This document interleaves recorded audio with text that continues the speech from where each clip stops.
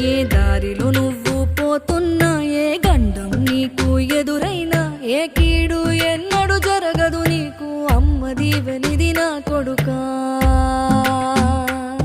ఈ దిక్కులు నీతో కదిలేను, ఆ చుక్కలి దిష్టి తీసేను, ఏ గాలి ధూళి సోకదు నిన్ను, అమ్మ దీవెనిది నా కొడుకా.